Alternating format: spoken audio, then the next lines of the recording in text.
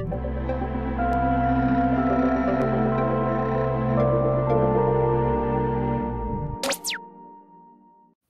back, everyone, to another episode of Fake Nerds Watch. I almost forgot the title of this show. It is Fake Nerds Watch, not Fake Nerd Podcast.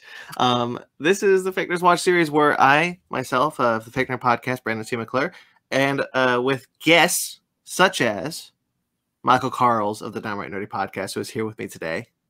Thanks for having me, buddy. Always happy to talk Trek with you, man. Always happy. Cookie, once again, could not be here, but sometimes he pops in. Cookie from Just a Little Podcast. He's taking a break from podcasting, but you know, as I say every week, he's got an open invite to show up. So this is episode 2, Anomaly. Yeah, man. For season 4 Discovery. Yeah. What'd you think? It was there. I watched it. Yeah, I watched it. You watched it pretty soon. You watched it closer than I did. I watched it when it aired on Thursday. Okay, yeah. So I guess at the time of this recording, it's Monday morning. Yeah. The Monday after the traditional Thursday release date of every Star Trek episode. So yeah, it took me a couple Thanksgiving. Happy Thanksgiving to everybody. All right, happy Thanksgiving to everybody. Yeah, it took me a few days to find some time, but yeah, I literally just watched it about ended the episode less than 10 minutes ago. And from a storytelling perspective, plot-wise, I thought it was interesting. But when it comes down to the character dialogue, I was extremely bored. Mm-hmm. And to be quite honest, some of the acting in it was a little subpar for me, with the exception of Book. I thought he was probably the strongest character in this episode. I think he carries the emotional weight of this episode very well. Does. Yes, he does it very, very well. But everyone that almost tries to ride the coattails of his phenomenal performance falls very flat. Sure. Just for me. But yeah, so I guess, I mean, what did you think of it? Well, I felt very much the same. There are things that I like. So in Star Trek Discovery, my biggest issue with Star Trek Discovery, I've always talked about, is the characters. I don't connect with any of the characters on any sort of emotional level, not in the same way that I've connected with literally every other show. And I'm talking every other show, including Picard. This show struggles for me with character. The other thing, a small nitpick that I have with the show, is when it abandons the tone it set out to do in its first season. And that's what I kind of was rubbing up against in the first episode when we talked about it with the banter between Book and Michael. I don't buy any of that banter, because that's not who these characters are written to be. These characters are written to be a lot more serious than we've seen before. They're not quipping, they're not snarky, they're serious. Like, you go back to that first season is densely serious. And people rubbed up against that in a way that I don't think was fair.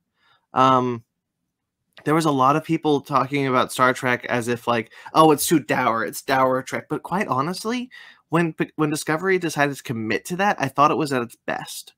And when it doesn't commit to that, and as we've seen in the later seasons, because of that pushback in its first season, they've tried to make these characters into something they're just foundationally not.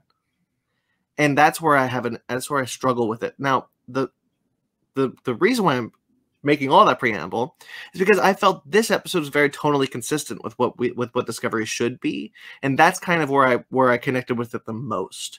I thought that this episode was a good tone to set for the season that felt very much in line with where Discovery should operate in Star Trek. Like, it's meant to be in this weird area of Trek where it's supposed to be more dour, it's supposed to be more serious. And that's where I prefer it to stay. And that's where I liked it in this episode.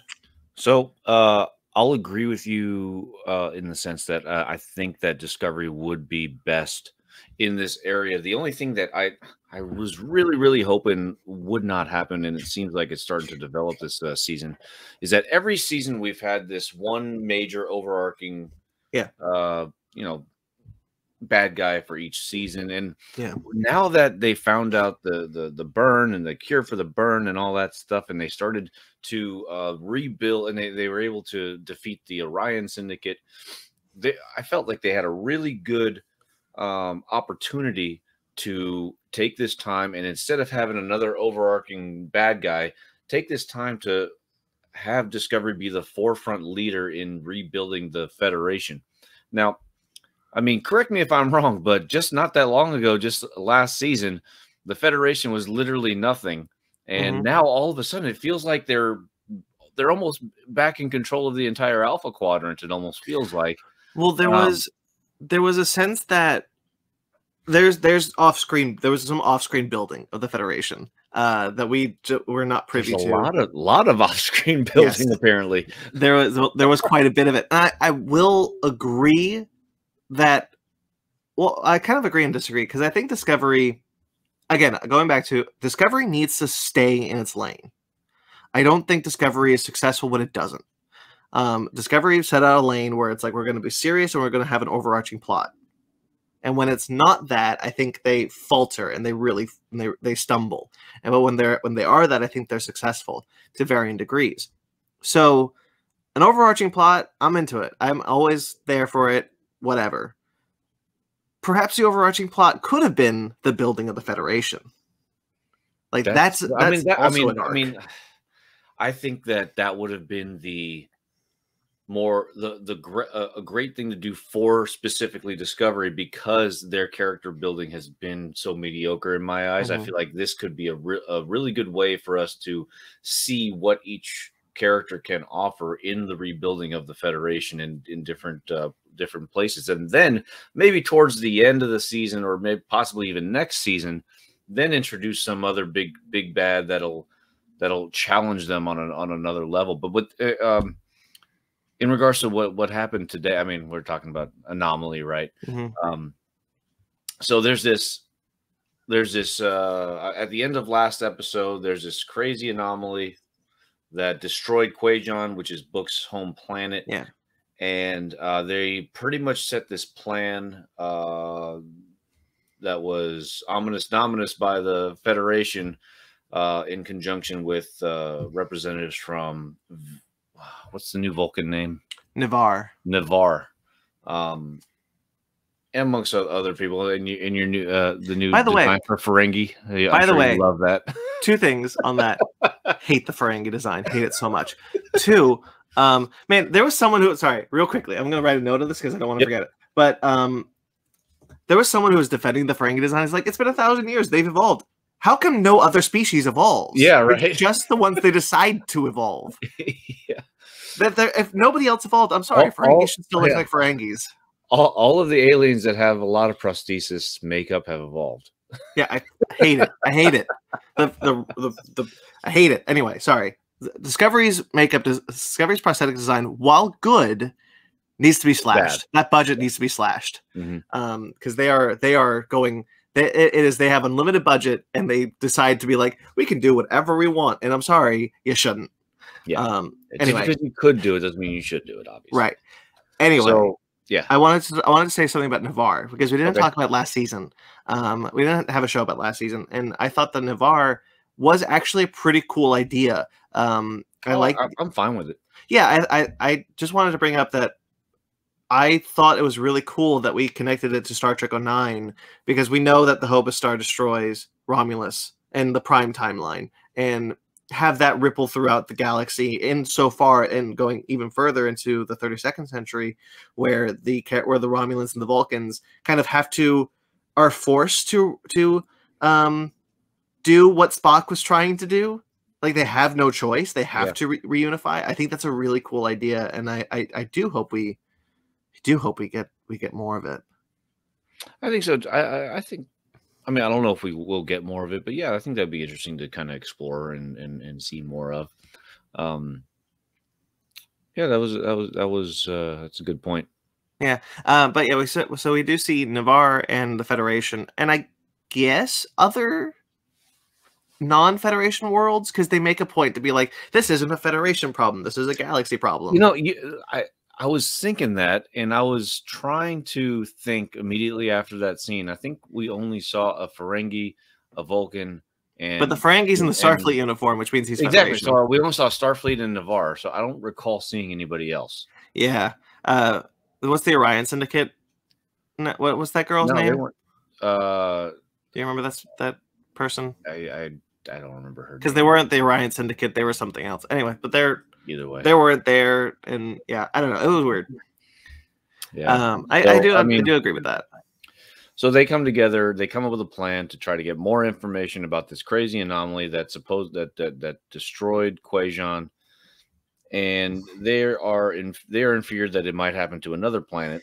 So they send Discovery out, and it pretty much this whole episode it sets up uh, an emotional thing between Book and Michael Burnham because they have a relationship, but she needs to send him on a dangerous away mission. You know, he's the only one qualified, but she doesn't want to let her emotions come in the way. Saru comes back as kind of like the chip on the shoulder, saying like, "You shouldn't do that," or "Yeah, you should do that. It's a good idea." And there's a whole bunch of other forced emotional forced emotional acting going on, which I didn't buy one bit. There's a couple of bits between your favorite Tilly and oh gosh, Adira. Adira and The Dr. Colbert. Dr. Col. Yeah, thank you, Colbert. And I didn't buy any of it. I felt so forced to me. I thought there was some decent stuff with Colbert and Stamets, honestly, in this episode. But at the same time, man, like they've been pulling at that thread like every other episode since that incident happened when he came back, right? It's I this is what happens when you don't you're like the thing what made TNG DS9 the golden age of Star Trek really excel is the character development and being able to focus on singular characters for an entire episode and get their story arc and get that storytelling in the right, get it done right as opposed to just dropping it throughout multiple seasons. That's a good point. I talked about I could talk a lot about in this episode about how like Discovery is best when it stays in this lane. I do think that one of its choices was a failing, and it is that Michael Burnham is the main character. Yeah, we talked about this last episode, I believe. Yeah, and I think that's the only thing that I think the Star Trek Discovery set out to do that I wish they wouldn't do anymore. And really, like, and they try to kind of be like, oh, Reese gets some. What's his name? I think his name was Reese. He says like, I used to sail. This is going to be important for like a minute, and then says, okay, I did my scene for the day. Ironically, I felt like that was the cheesiest yet most Star Trek thing about the show. I mean, I did too. Some random person to be like, "Oh, wait a minute, I remember this one thing I used to do as a kid." Yeah, I mean, I did too. But like when he showed up, when he walked up, I was like, "Who is this guy?" Yeah. Like at least in Star Trek: The Next Generation or Deep Space Nine, whenever someone showed up on the bridge, we at least had some bits of dialogue with them to get to know, like, oh, Ensign New Guy, what do you got? Oh, I got da da da da da. And then there was this other woman that was, I don't know, she looked like just some kind of just regular ensign or something, but she got like 4 to 6 lines of dialogue, and I had no idea who that woman was. Which one, the blonde? Some blonde one, yeah. Oh yeah, she was Detmer, but it was someone else. So she's actually really interesting. I've been keeping an eye on that character. Is she? Yeah, so she in season 2, she's the robot girl. Oh, okay. So I'm not done. So she's the robot girl who gets taken over by Control. Yeah, and then that character is killed, and then she shows up, and then it's the same actress but different character. Well, do you remember her name? She looked like Nebula. I don't remember. she looked like Nebula from Guardians of the Galaxy. Let's see here. But that actress came on the show. Lieutenant Nielsen. Is that the current character she plays, or the robot character she plays? Current character she plays. Okay, so I've been watching her a bit because in season 3, it looked like she was second in command. Whenever Saru and Burnham were off the ship, she would be in the chair. Or the Asian guy would be in the chair. And so, like, I kept trying to figure out, okay, what's the command structure of the bridge? Because, like, I don't get it at all. And then now she's just in the background again. Yeah. I just thought it was funny. So yeah, I guess so. Anyways, they send Book somehow gets his way. He's accompanied by a holodeck version of Stamets, which is like Mhm. the holodoctor from That's the doctor. right, yeah. Yeah. And I he always wanted sends to him, real quickly. yeah. I'm so sorry to interrupt you again, No, it's fine. but I always was always curious about like after the Doctor became sentient in Voyager, and like there was a whole thing of like the holograms are sentient. We got to be careful about this. Like they can evolve. They can blah blah blah. For a character like Janeway, for instance, in Prodigy, like hologram Janeway, who obviously is set up to have a similar arc as the Doctor had in Voyager. That it's got to be like illegal in the Federation now to make holograms based on people at this point, right? I bet you they probably just it's probably like a software thing where they don't add like certain thing. I don't know. I guess so, but like, can you imagine like you just made another Catherine Janeway, or you just made another such and such? Like, if you Yeah. make a hologram of someone and they become sentient, there's always that fear that like there's just now two of you. Yeah, I guess. Like you've cloned someone without not cloning someone. I just thought it was funny. Anyway, sorry. Oh, that's gonna bug me now, though. Right? Yeah. I think about it all the time when I see hologram Janeway. I was like, man, that hologram's going to come back, and it's going to be like, don't deactivate me because I'm sentient. And then there's just going to be a second Janeway walking around. It almost reminds me of Moriarty, you know? Yes. But Yeah. Moriarty is not based on a person. He's a fictional person. Right, but there's not another person who looks like him that's real. That would like, flesh and blood. Maybe there was. Well, but like not now. Like if Picard had a hologram and he showed, oh my god. The Golem. Oh, they're gonna do it. No, I just remembered a plot point in this episode. That was from Picard. What are you talking? Are you talking about the body? The Gray's body, the Golem. Yeah. I hate that show. Yeah. Picard. So for those of you who don't know, and Picard introduced the idea that Picard was dying from his aromatic syndrome. A plot point they did not need to do, and they did not need to do as quickly. But they decided to go for it, for better or worse. And in order to do that, in order to get their second and third season, they were like, well, we can't kill Picard. And we all said, you're right. Maybe don't kill him in this season. Maybe kill him in the next season or the season after. But they were like, you know what we're going to do? We're going to give him an android body. But it's going to be very similar to his old body. It's going to be no different, no super straight. And it's going to age. It's going to age, and it's going to die when it's supposed to die.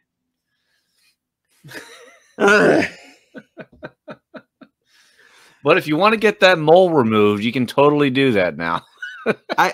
There's a sweet moment where Gray says, maybe I finally make this the perfect body I wanted when I transitioned. And I was like, okay, yeah, there's some commentary there. I like that. That's kind of beautiful in a way.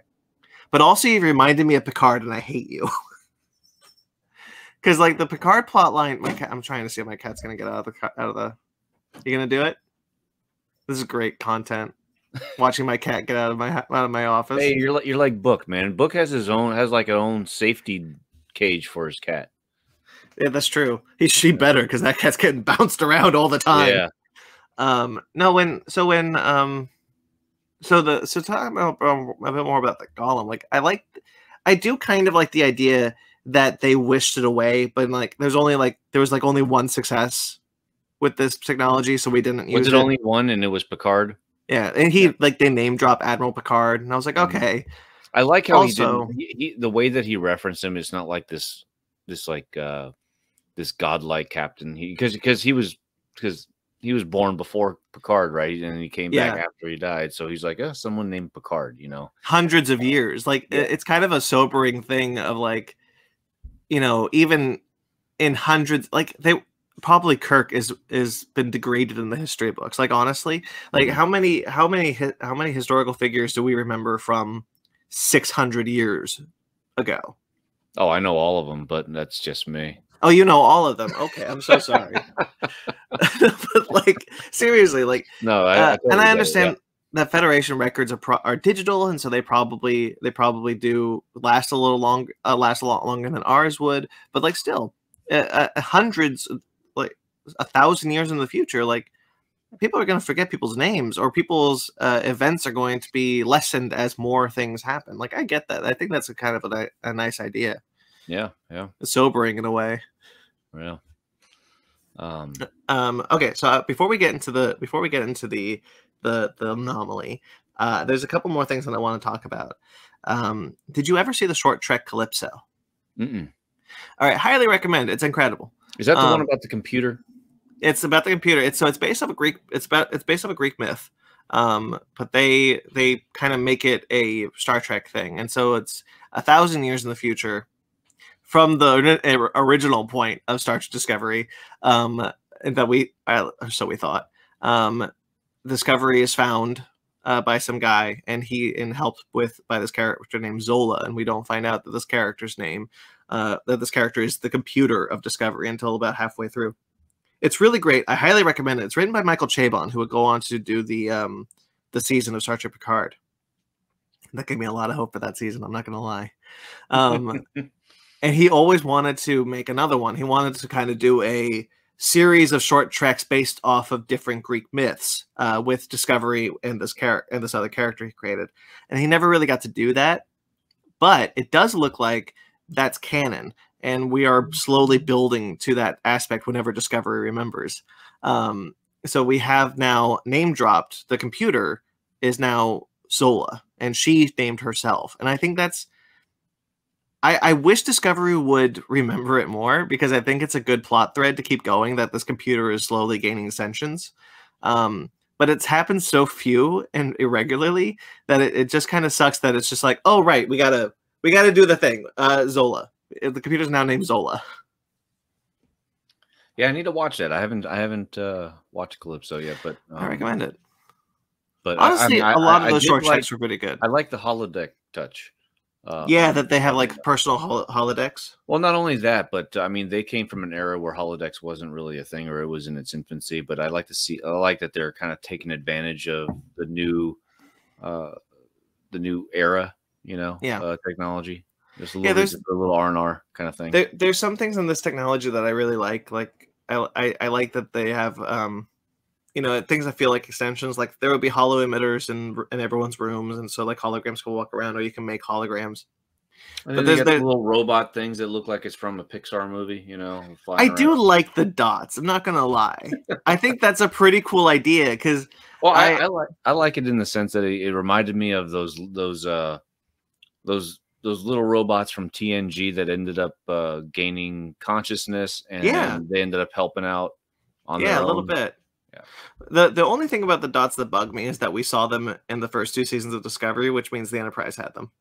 And so like I like the idea of the dots being like, well, when the ship's external hull is repaired, it's them. Like we're not getting a repair crew out there and just patch it up every little scratch. It's them. They go out there and they patch it up. Right. And I think that's also another short trek when we first are introduced to a dot. It was actually directed by Michael Giacchino. Who's that? The composer of the 3 Star Trek Kelvin movies. Okay. And it's really good. I recommend. Man, you gotta watch short treks. They're pretty good. I'll get into it. How many are there? There's I think 20, but they're all like 10 to 20 minutes long. Okay. That might actually be shorter than that. That should be pretty easy to whip through. Yeah, there's 2 seasons. There is one that is, there's one that's a prequel to Star Trek Picard in the 2nd season called Children of Mars, which is pretty cool. But the animated ones and the animated ones from the 1st season and the Star Trek and the Pike ones, because there's 3 with Captain Pike. Do I need to watch that concurrently, or can I just go back and rewatch them all right now? No, go back, watch them right now. Doesn't matter. There's some. I'm sorry. No, it's fine. I'm gonna edit this part because my cat's going nuts. Be right back. Oh, okay. And we're back. My cat's good. All right. So, go back and watch the short tracks. I think you're gonna find some good stuff there. There's some other stuff. Saru. We kind of flew through the fact that Saru is back. Yeah, and so did Discovery. They flew through it too. And I mean, I like that he's back on with Discovery. To be honest with you, though, like I thought about it after the episode ended really quickly. Did we really need like that whole first episode of him deciding to whether or not he wants to come back? I honestly think they could have just said like, "Hey, I left him there. He's felt great. He found some family. He's doing well. I became a, ambassador, whatever the heck, and yeah, I'm back where I want to be." And I think it's fine. I think it was completely fine that he came back. Um, I like that he's there as kind of like um,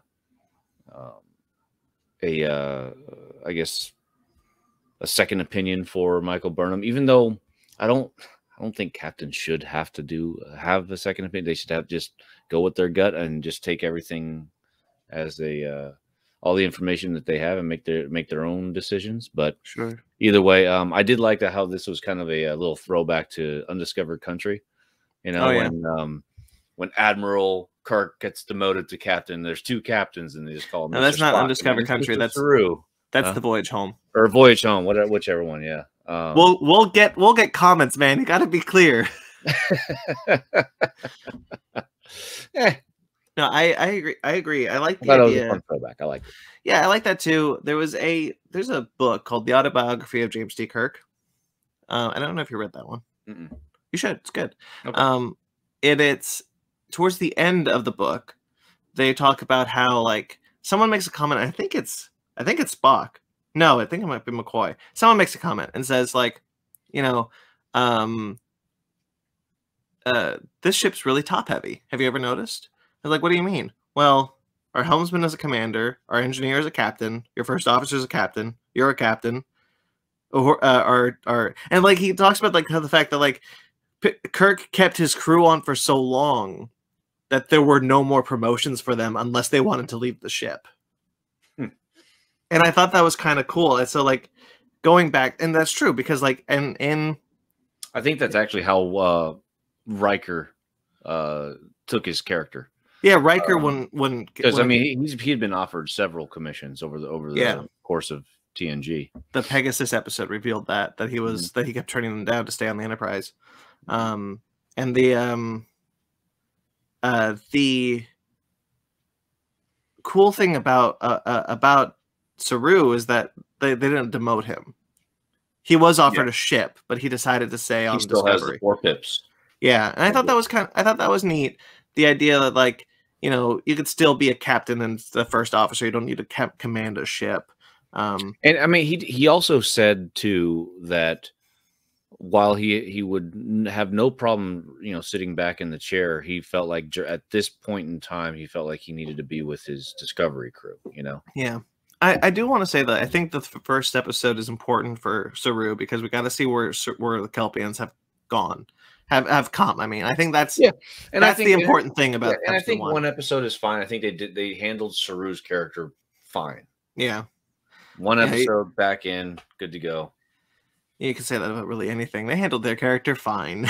Yeah, I can't really think of anybody else. Book maybe. But I mean, even though he had a really good performance dealing with the loss of his homeworld and family in this episode, I still don't really like when the stakes are like so high and like they make the stakes out to be so high. Like, hey, Book might be dead. Like there was actually a small time like, are they gonna kill Book off? I don't think they got the balls to do it, but I think it might. I don't know. Yeah. His performance is the only reason why I cared about this character in this episode. Everybody else, I mean, I didn't care. I think he delivers a good performance, and I think that the stuff they give him is pretty good. Is honestly pretty good. I honestly do like him with Stamets. I think that Stamets creates a pretty cool because we didn't get the frustrating thing about season 3. Frustrating thing about Discovery is that we don't get a lot of stuff with characters, so like certain characters get shafted. And in season 3, we didn't get a lot with Stamets, and that was really sucked because outside of Burnham and Saru, he was the next in line to be the most developed character, and they just decided not to. And so like having that, no, they didn't just decide not to. They moved it to another character, Tilly. Yes, that's true. Yeah. But going back to kind of like, hey, let's develop Stamets a bit more. Let's give him a relationship with Book in a way that like, their grief can kind of unite themselves. And I honestly thought a lot of that stuff with Stamets and Book really worked. I thought it was fine, but I also did feel like, I mean, it was almost too in the cards. It was too like on paper perfect for them to have like, hey, he's dealt with loss. Hey, he's dealing with loss. Let's put them together, right? It felt a little bit lazy, but I agree it did work in some degree. Well, Discovery is not subtle. That's very true. It's not subtle whatsoever. No, but honestly, sometimes I fail to forget to remember that. Honestly, sometimes it works, sometimes it doesn't, and your mileage may vary. And like as a Trek show, it's not a great Trek show. As a streaming show, as a modern day streaming science fiction TV show, it's not bad. There are worse. It kind of reminds me more of The Expanse. I really need to watch The Expanse. I'm hearing great things about it. I mean, The Expanse is way better than this, but I mean, it's a good show. Yeah, I think Discovery took a lot of inspiration from just. I think a lot of Star Trek right now is based off of other shows. They're going like, what's hot? Streaming shows that are 10 episodes that have a season long story arc with the main character. Discovery. Rick and Morty is hot. Lower Decks.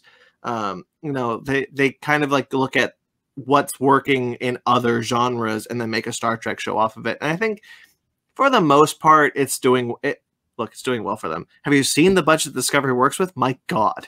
And we all love Lower Decks. At least we love Lower Decks. If you don't, then there's something wrong with you. Stop watching the show if you don't like. You're not a real Trek fan if you don't like Lower Decks. Don't do that. Sorry. That goes against my whole show's philosophy. You are a real Trek fan if you like anything that has word Star Trek in it. Okay.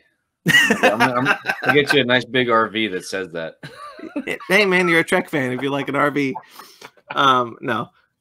No. This is a no gatekeeping space. This is a safe space for Trek fans of all shapes and sizes. I'm gonna make a shirt with an RV on it just for you, buddy. I feel like I at least make one reference to it in every show that we're in. Yeah. Don't do it. All right. What do you think of the supposedly sentient anomaly that's 5 light years across?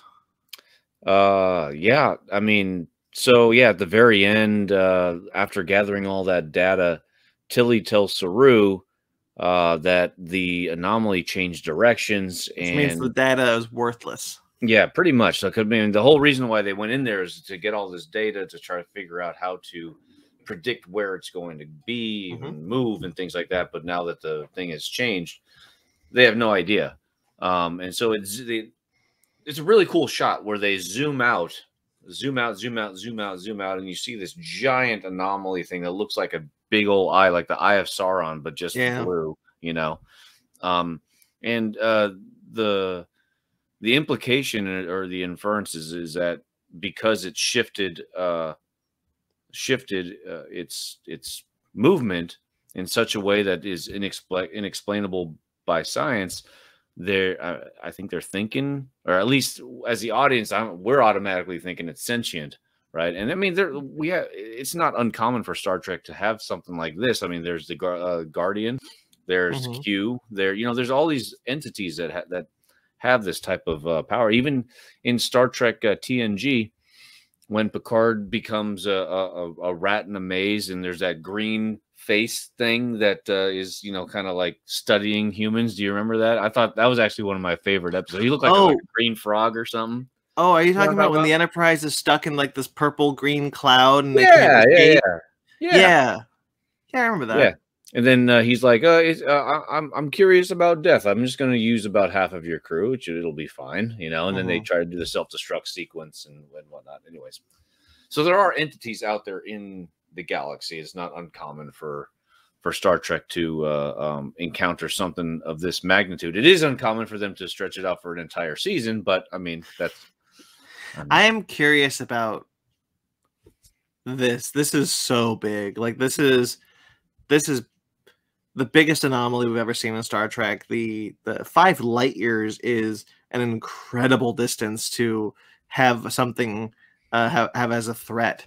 Like if you remember V'ger. I think it's Q. I hope it's not Q. It's Q because I mean he's coming What back. would Q in want to do? Picard. What would He's Q want coming to? back in Picard. He's going to come back and why Q's not? not this malicious to destroy planets. Maybe not John Delancey Q. Maybe it's a different Q. Like an evil Q, maybe. Yeah. That's true. It could be a different Q. Yeah, maybe. I don't know. It's like remember V'ger? That's what I'm talking about. The green dude. No, V'ger. The probe in the motion picture. Oh, gotcha. I know that. Okay, who was I thinking of? Yeah, V'ger. Now, but V'ger's size was so massive in the first script of Star Trek: The Motion Picture that they actually were like, because they were like, it's 2 light years across, but then they're like, yeah, it's not that big. That's ridiculous. So I guess Discovery was like, nah, bigger. Make it the biggest. Make it incomprehensibly big. Because like 5 light years, I can't even imagine how big something like that would be. Yeah. Where silence has the least. That's the one I'm thinking about. You're going to find the name of the anomaly? Yeah, season 2, episode 2. Is that season 2? Yep. Let's see. Share your screen. Show the class. Nagilum. That's who I'm thinking of. Nagilum. Show the class. Huh? Share your screen. Show the class. Oh, there you go. Share screen. We're gonna have a little show and tell for everyone watching. There he is. Yeah, I remember this guy. Why can't I zoom in? No, whatever. I don't know. I think you did. the image is just really low res. Yeah, right. Yeah, Nagilum. Yeah. This is Memory Alpha. This is Wikipedia. No, this is Wikipedia. I had to go back because I couldn't find it before. Oh. Yeah. But if I look back here to my anomaly, here it is. Back to anomaly. Boom. Yeah, there you go. Maybe we should always have this up. Yeah, and we'll just start talking about it. And actually, that's kind of boring. All right. Okay. I think that's all I've got. Yeah, pretty much. I mean, so yeah, that was the kind of twist, I guess, was the I think there's some good action. There's some good action in this one with in the anomaly and out of the anomaly. I like the cone of silence shows up from Dune when it's like open a private channel and just a force field shows up around Burnham. Yeah. I thought that was funny. I think all in all, I think all in all, this was a pretty solid episode. I probably won't agree with you, but I think it was solid acting by Book, but everything else fell very flat for me. Yeah. I don't disagree. I think my expectations for Discovery I'm always going into every episode of Discovery being like, this is going to be a fine episode. And if you can get above that, I'm pleased. And I think this is, for the most part, got above that. Okay. So, there you go. All right. So next time, I guess, episode 3. Do you have the title for episode 3? Do we know what it's called? Yes. I am very curious about what this anomaly is, I'll be honest. So at least in that sense, I'm intrigued. Yeah. Let's see. Why do you not want to work with me right Maybe now? it doesn't have it up yet. No, it should have it up. But I'm going to keep vamping while you watch. Yeah, go ahead. Vamp. Figure that out. Choose to live. Choose to live. All right. I think it's going to be about Book. What do you think, Brendan? Probably. You think Book's going to die this season? I mean, they're making it out to be like that, right? Yeah. And to be honest, I mean, a death of a character can bode well for the entire series if they handle it correctly, right? Yeah, I just get tired of them killing all the interesting characters. True. Yeah, but I mean, if you're not going to kill an interesting character, then the death doesn't mean anything to the other. Or you could kill the uninteresting characters and only have a show of interesting characters. That's only a win, I think. But usually they'll just end up being just being replaced by more uninteresting characters. But the thing about Discovery that always frustrates me is that like all the guest characters end up being far more interesting than every main character. Yeah. And like I'm so frustrated with that. Like when Philip had left, I was like, are you kidding me? Are you kidding me? I mean, so like in the first episode, I got so excited when when the president said like, "Hey, back when Starfleet was first established, we were an entity of exploration." I was really hoping to see that. Yeah. I wanted to see exploration. And well, other ships are exploring. Also, they probably don't even have an exploratory vessel right now. Discovery is an exploratory vessel. Discovery is not an exploratory vessel. Discovery is a science vessel. It's the same thing. No, Voyager is not the same ship as Enterprise. Remember. Well, Enterprise is the flagship. No, but Enterprise is an exploratory vessel. There were specific ships that were designed to explore long term, like Enterprise. The Excelsior was like a Constitution class Enterprise. Every ship that has been the name Enterprise has been specifically designed with long term exploration in mind. Whereas other ships like science vessels or what the Excelsior became, like workhorse ships, were not meant to go out and long term explore. And Discovery is not one of those. Potato, it's fine. There are specific ships for specific reasons. But I mean, like Discovery is, I'm sure, capable of certain exploration. But I think what you're longing for is kind of the long-term exploration that we saw in Next Generation, or what we currently see in Lower Decks. And Discovery is just not that show. Yeah. Yep. I agree. All right. So we get out of here then. Let's do it, buddy. All right. Until next week. Always a pleasure talking Star Trek with you. But always a pleasure. You can find you where? Plug your stuff. Downright Nerdy Podcast on all your favorite podcasting apps, and on YouTube and on Instagram. You've got on both of those. You've got a Downright Annoyed episode coming up, right? Yeah, we were supposed to do it the past couple of weeks, but I think just with like holidays and people's work schedules being fluky, we've had to push it back. So we've been wanting to talk about 2016's Hush for a couple weeks now, and we just haven't gotten there. So hopefully next week on Jackson's channel we'll be up and running on Hush. Very cool. All right. So stay tuned for all that. Of course, your links below. You can find all sorts of things on this channel. This is the Fake Nerd Podcast family of podcasts. So there you can check out fakenerdpodcast.com. You can find everything where you can find everything. There's tons of shows on this channel. If you like this video and you subscribe to this channel, you can check out other shows such as the other Fake Nerds Watch shows. We did Lower Decks. We've done some Marvel shows. There will be a Hawkeye series going. Maybe we're having some. Hawkeye dropped 2 episodes. Is it any good? Spoiler free. I mean, I don't know. I'm having a hard time with the MCU right now, so I don't want to say, because I've got a issue with the MCU. Not necessarily an issue. It's my issue that I'm having. That I think. I'll just say it here. I don't care. I think my issue with the MCU is that I'm coming to terms with the fact that I'm not going to have the same emotional impact that I had when Endgame came out. And for me, spoiler alert, you're not the only one, dude. And, right. So like for me, that was the peak. And I don't think, and while I've liked things, like I've liked Black Widow, I liked WandaVision, I like Shang-Chi, the things that I don't like are weighing on me more than they would have if I hadn't. What? Did you say you liked Black Widow? I did like Black Widow. Don't do it. Don't do this. I liked Black Widow. I think it's a fun movie. You suck. And so like I don't think that so the things that I'm not liking, like What If or Falcon Winter Soldier or Eternals, are weighing on me more than they would have if I had the same like excitement and emotional investitude of that I had going into Endgame. And so like that's kind of where I'm struggling, I think. For sure. Yeah. Hopefully I can get over that and actually enjoy the things again. But so that's kind of where I'm at with Hawkeye. We'll see if it changes, but okay. Stay tuned for our episode on Hawkeye. But because they released 2 episodes last week, and we couldn't get an episode out this week, we'll probably be talking about 3, and if not, we may just wait till the season's over. So, stay tuned for that.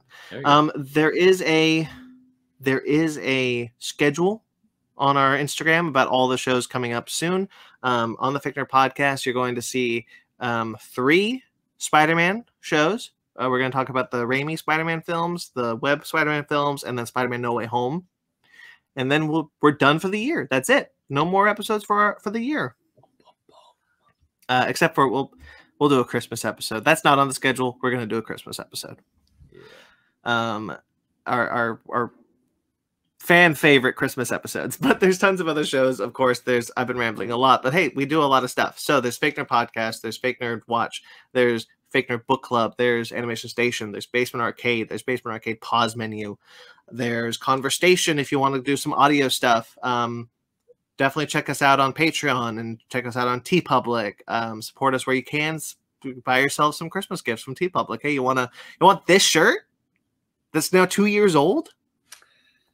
Why not? It's been 2 years already. I know, but we've been collaborating pretty much nonstop since. It's been fun. Just hasn't been in person.